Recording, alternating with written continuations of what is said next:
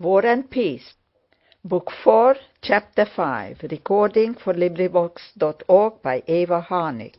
"Well, begin," said Dólokhov. "All right," said Pierre, still smiling in the same way. A feeling of dread was in the air. It was evident that the affair so lightly begun could no longer be averted, but was taking its course independently of men's will. Denísov first went to the barrier and announced, "As the adversaries have refused reconciliation, please proceed. Take your pistols and at the word 3 begin to advance. 1, 2, 3. He shouted angrily and stepped aside. The combatants advanced along the trodden track, nearer and nearer to one another, beginning to see one another through the mist. They had the right to fire when they liked as they approached the barrier. Dólokhov walked slowly without raising his pistol, looking intently with his bright, sparkling blue eyes into his antagonist's face. His mouth wore its usual semblance of a smile. "So I can fire when I like," said Pierre, and at the word 3 he went quickly forward, missing the trodden path and stepping into the deep snow. He held the pistol in his right hand at arm's length, apparently afraid of shooting himself with it. His left hand he held carefully back, because he wished to support his right hand with it and knew he must not do so. Having advanced 6 paces and strayed off the track into the snow, Pierre looked down at his feet, then quickly glanced at Dólokhov, and bending his finger as he had been shown, fired. Not at all expecting so loud a report, Pierre shuddered at the sound, and then, smiling at his own sensations, stood still. The smoke, rendered denser by the mist, prevented him from seeing anything for an instant, but there was no second report as he had expected. He only heard Dólokhov's hurried steps, and his figure came in view through the smoke. He was pressing one hand to his left side, while the other clutched his drooping pistol. His face was pale. Rostov ran toward him and said something. "No," muttered Dólokhov through his teeth. "No, it is not over." And after stumbling a few staggering steps right up to the saber, he sank on the snow beside it. His left hand was bloody. He wiped it on his coat and supported himself with it. His frowning face was pallid and quivered. "Please," began Dólokhov, but could not at first pronounce the word. "Please," he uttered with an effort.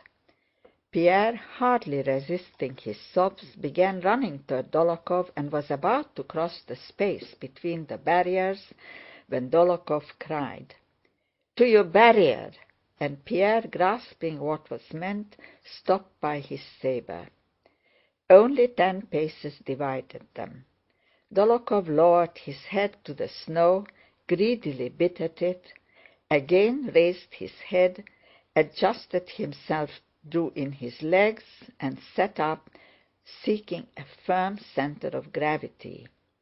He sucked and swallowed the cold snow, his lips quivered, but his eyes, still smiling, glittered with effort and exasperation as he mustered his remaining strength. He raised his pistol and aimed. "Sideways! Cover yourself with your pistol!" ejaculated Nesvitsky. "Cover yourself!" even Denísov cried to his adversary. Pierre, with a gentle smile of pity and remorse, his arms and legs helplessly spread out, stood with his broad chest directly facing Dólokhov, looked sorrowfully at him. Denísov, Rostov, and Nesvitsky closed their eyes. At the same instant They heard the report and Dólokhov's angry cry.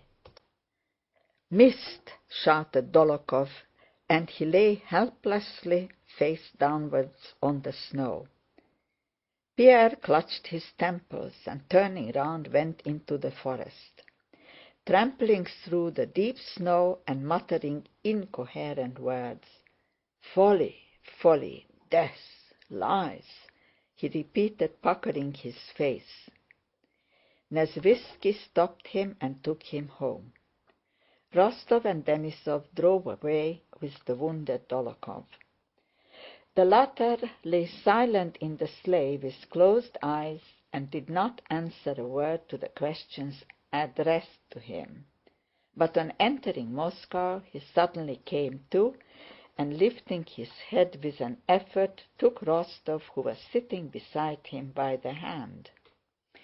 Rostov was struck by the totally altered and unexpectedly rapturous and tender expression on Dólokhov's face.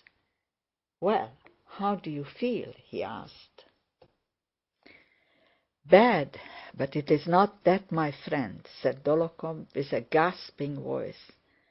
"Where are we? In Moscow, I know.